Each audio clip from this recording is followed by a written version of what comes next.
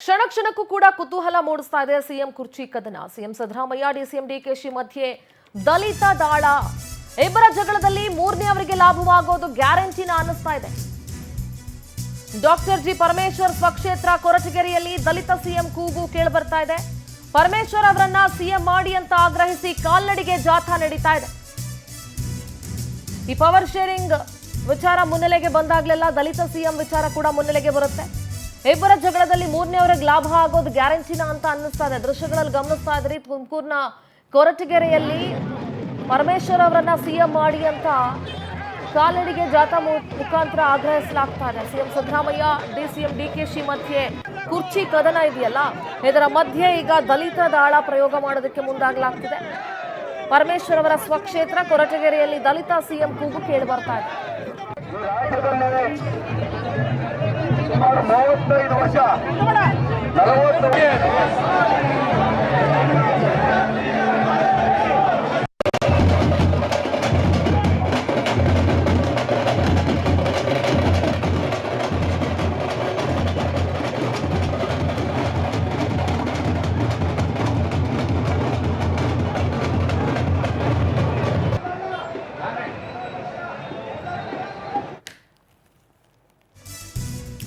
ಪರಮೇಶ್ವರ್ ಅವರನ್ನ ಸಿಎಂ ಮಾಡ್ತೀನಿ ಅಂತ ಮಾತು ಕೊಟ್ಟಿದ್ರ ಹಾಗಾದ್ರೆ ರಾಹುಲ್ ಗಾಂಧಿ? ಏನಿದು ಹೊಸ ವಿಚಾರ ಮುನ್ನೆಲೆಗೆ ಬಂದಿದೆ?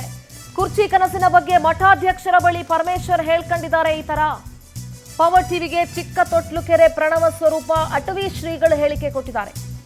ರಾಜ್ಯ ಕಾಂಗ್ರೆಸ್ನಲ್ಲಿ ಒಂದು ದೊಡ್ಡ ಗಾಳಿ ಬೀಸ್ತಾ ಇದೆ. ಗೃಹ ಸಚಿವ ಪರಮೇಶ್ವರ್ ಸಿಎಂ ಆಗಬೇಕು ಅನ್ನೋದು ಇದೆ. ದಲಿತ ನಾಯಕ ಪರಮೇಶ್ವರ್ ಅವರಿಗೆ ಸಿಎಂ ಸ್ಥಾನ ನೀಡಬೇಕು. ಕರ್ನಾಟಕದಲ್ಲಿ ದಲಿತ ಮುಖ್ಯಮಂತ್ರಿ ಮಾಡಿದ ಇತಿಹಾಸ ಕಾಂಗ್ರೆಸ್ ಉಳ್ಕೊಳ್ಳುತ್ತೆ.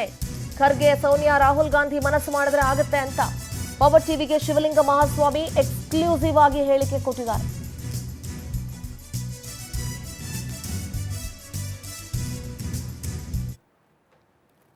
ಕಾಂಗ್ರೆಸ್ನಲ್ಲಿ ಒಂದು ದೊಡ್ಡ ಗಾಳಿ ಬೀಸ್ತಾ ಇದೆ. ಮುಖ್ಯಮಂತ್ರಿಗಳ ಬಗ್ಗೆ ಡಿ ಕೆ ಶಿವಕುಮಾರ್ ಆಗಬೇಕನ್ನೋ ಒಂದು ಗಾಳಿದೆ, ಜಿ ಪರಮೇಶ್ವರ್ ಆಗಬೇಕು ಅನ್ನೋದಕ್ಕಂಥದ್ದು ಒಂದಿದೆ, ನಮ್ಮ ಸಿದ್ದರಾಮಯ್ಯನವರು ನಾನೇ 5 ವರ್ಷ ಆಗಬೇಕಂತಕ್ಕಂಥ ಒಂದು ಹಠಿವಿದ್ದಾರೆ. ಆದರೆ ಆ ಕಾಂಗ್ರೆಸ್ನೊಳಗಿರ್ತಕ್ಕಂಥ ಭಿನ್ನಾಭಿಪ್ರಾಯ ನೋಡಿಕೊಂಡಾಗ ಈ ಸದ್ಯ ಇವ್ರು ಯಾರು ಜಗಳ ಬೇಡ, ಎಂಥದ್ದು ಬೇಡ ಅಂದರೆ ಸಮರ್ಥ ವ್ಯಕ್ತಿ, ಧೀಮಂತ ನಾಯಕ, ಒಬ್ಬ ದಲಿತ ವ್ಯಕ್ತಿ, ಆಮೇಲೆ ಅಷ್ಟೇ ಬುದ್ಧಿವಂತ, ದ್ವಿತೀಯ ಅಂಬೇಡ್ಕರ್ ಅಂತ ಧೀಮಂತ ಶಕ್ತಿ ಆ ಪರಮೇಶ್ವರರಿಂದ ಅವರು ಈ ನಮ್ಮ ರಾಜ್ಯದ ಮುಖ್ಯಮಂತ್ರಿ ಆದರೆ ನಮ್ಮ ಜಿಲ್ಲೆಗೆ ಒಂದು ಹೆಚ್ಚಿನ ಕೆಲಸ ಕಾರ್ಯಗಳಾಗ್ತದೆ ಅಂತಕ್ಕಂಥದ್ದು ಒಂದು ಹೆಮ್ಮೆ ಹೇಳಬೇಕಾಗ್ತದೆ. ಮತ್ತು ಕರ್ನಾಟಕದ ಇತಿಹಾಸದಲ್ಲಿ ಒಬ್ಬ ದಲಿತ ಮುಖ್ಯಮಂತ್ರಿ ಆದರೆ ಇತಿಹಾಸ ಉಳಿತದೆ. ಇದು ಎಲ್ಲರೂ ಗಮನಕ್ಕೆ ತಂದು ಕಾಂಗ್ರೆಸ್ ಪಕ್ಷವರಾಗಲಿ ಎಲ್ಲ ನಾಗರಿಕರಾಗಲಿ ಅವ್ರಿಗೆ ಹೆಚ್ಚಿನ ಒತ್ತು ಕೊಟ್ಟರೆ ಹೈಕಮಾಂಡ್ನವರು ಖರ್ಗೆಯವರಾಗಲಿ, ಸೋನಿಯಾ ಗಾಂಧಿಯವರಾಗಲಿ, ರಾಹುಲ್ ಗಾಂಧಿಯವರು ಇವ್ರ ಕಡೆ ಮನಸ್ಸು ಮಾಡಿದರೆ ಇನ್ನೊಂದು ಸಲ ಅಂದಿದ್ರಂತ, ನೀ ಆರಿಸ್ಬಾ ನನ್ನ ಮುಖ್ಯಮಂತ್ರಿ ಮಾಡ್ತೀನಿ ಅಂತ ಅವರೇ ರಾಹುಲ್ ಗಾಂಧಿಯವರು ಅಂದದ್ದನ್ನು ಜಿ ಪರಮೇಶ್ವರ್ ನಮಗೆಲ್ಲ ಎಷ್ಟೋ ಸಲ ಅವ್ರ ಮನೆಗೆ ಹೋದಾಗ ಹೇಳಿದ್ದು ನಮಗುಂಟು. ಆದರೆ ಅವ್ರು ಅಂದರೂ ಕೂಡ ಇವತ್ತು ರಾಹುಲ್ ಗಾಂಧಿಯವರೇ ಮರ್ತು ಬಿಟ್ಟಾರಂತ ಕಾಣಿಸ್ತದೆ. ಅವರೇ ಸ್ವತಃ ಹೇಳಿದರು, ಪರಮೇಶ್ವರ್ ನೀ ಆರಿಸ್ಬಾ ನಿಮ್ಮ ಮುಖ್ಯಮಂತ್ರಿ ಮಾಡ್ತೀನಿ ಅಂತ ಅಂದಿದ್ರಂತೆ. ಆದರೆ ಅವ್ರು ಯಾವ ಒತ್ತಡಕ್ಕೆ ಮಾಡಿದ್ರು ಏನೋ ಆ ಕಡೆ ಗಾಳಿ ಬೀಸಿಬಿಡ್ತು, ಇವ್ರ ಕಡೆ ಮನಸ್ಸು ಮಾಡಲಿಲ್ಲ. ಈಗ ಒಂದು ಒಳ್ಳೆಯ ಅವಕಾಶ ಇದೆ ಇವರಿಗೊಂದು ಮುಖ್ಯಮಂತ್ರಿ ಮಾಡಿದರೆ ಇನ್ನೂ 2.5 ವರ್ಷಗಳಲ್ಲಿ ನಮ್ಮ ನಾಡಿಗೆ, ನಮ್ಮ ಜಿಲ್ಲೆಗೆ ಹೆಚ್ಚಿನ ಕೆಲಸಗಳಾಗ್ತದೆ ಅಂತಕ್ಕಂಥ ಅಭಿಮಾನದಿಂದ ನಾವು ಈ ಭಾಗದ ಎಲ್ಲ ಸಾಧು ಸಂತರು, ಅನೇಕ ಮಹಾಸ್ವಾಮಿಗಳು ಕೂಡ ಅವರು ನಾವಿಲ್ಲಿ ಯಾವ ಜಾತಿಯನ್ನು, ಯಾವ ವ್ಯಕ್ತಿಯನ್ನು ಆರಿಸಿದೆ ಆ ವ್ಯಕ್ತಿಯ ಗುಣಗಾನವನ್ನು ನೋಡಿ ಅವನ್ನೇ ಮಾಡಬೇಕು ಅಂತಕ್ಕಂಥ ಆಸಕ್ತರಾಗಿದ್ದೇವೆ. ನೀವೆಲ್ಲರೂ ಹೈಕಮಾಂಡ್ನವ್ರು ಅವ್ರ ಕಡೆ ಹೆಚ್ಚು ಗಮನ ಹರಿಸಬೇಕಂತ ನಾವು ನಿಮಗೆ ಕೇಳ್ಕೊಳ್ತೇವೆ. ಇವತ್ತು ತುಮಕೂರು ಪ್ರತಿನಿಧಿ ಹೇಮಂತ್ ದೂರವಾಣಿ ಸಂಪರ್ಕದಲ್ಲಿ ಜಾಯ್ನ್ ಆಗ್ತಿದ್ದಾರೆ. ಹೇಮಂತ್, ಅಟವಿ ಶ್ರೀಗಳ ಮಾತುಗಳನ್ನ ಕೇಳ್ತಾ ಇದ್ವಿ. ಏನಾದರೂ ರಾಹುಲ್ ಗಾಂಧಿ ಅವರು ಪರಮೇಶ್ವರ್ ಅವರಿಗೆ ಇಂಥದ್ದೊಂದು ಮಾತನ್ನು ಕೊಟ್ಟಿದ್ರಾ? ಯಾವ ಸಂದರ್ಭದಲ್ಲಿ ಪರಮೇಶ್ವರ್ ಅವರು ಶ್ರೀಗಳ ಹತ್ರ ಇಂಥದ್ದೊಂದು ಮಾತನ್ನ ಕೇಳಿಕೊಂಡಿದ್ರು? ಮತ್ತು ದಲಿತ ಸಿಎಂ ಕೂಗು ಮುನ್ನೆಲೆಗೆ ಬರ್ತಾ ಇದೆ. ಸ್ವಕ್ಷೇತ್ರ ಕೊರಟಗೆರೆಯಲ್ಲಿ ಈಗ ಪ್ರತಿಭಟನೆಗಳು ನಡೀತಾ ಇದೆ. ಏನ್ ಹೇಳ್ತೀರಿ ಹೇಮಂತ್?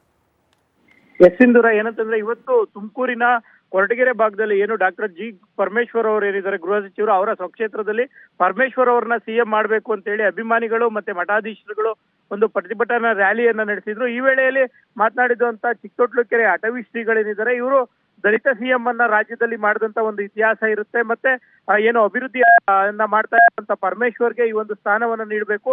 ರಾಜ್ಯದಲ್ಲಿ ಈಗಾಗಲೇ 3 ಗಾಳಿ ಬೀಸ್ತಾ ಇದೆ. ಅದರಲ್ಲಿ ಒಂದು ಡಿ ಕೆ ಶಿವಕುಮಾರ್ ಅವರ ಪರವಾದ ಗಾಳಿ ಅಂತಾರೆ, ಮತ್ತೊಂದು ಸಿಎಂ ಸಿದ್ದರಾಮಯ್ಯನವರೇ 5 ವರ್ಷಗಳ ಕಾಲ ಮುಂದುವರಿಬೇಕು ಅನ್ನೋಂಥದ್ದು ಒಂದು ಗಾಳಿ, ಮತ್ತೊಂದು ದಲಿತ ಸಿಎಂ ಅನ್ನುವಂಥದ್ದು, ಏನು ಡಾಕ್ಟರ್ ಜಿ ಪರಮೇಶ್ವರ್ ಅವ್ರನ್ನ ಸಿಎಂ ಮಾಡಬೇಕು ಅನ್ನುವಂಥದ್ದು ಮತ್ತೊಂದು ಗಾಳಿ ಬೀಸ್ತಾ ಇದೆ ಅಂತ ಹೇಳಿ ಹೇಳ್ತಾ ಇರೋದು. ಆ ಒಂದು ಗಾಳಿಯಲ್ಲಿ ಏನು ಪರಮೇಶ್ವರ್ ಅವ್ರನ್ನ ಸಿಎಂ ಮಾಡಬೇಕು ಅಂತ ಹೇಳಿ ಮಾತನಾಡ್ತಾ ಇರುವಂತದ್ದು.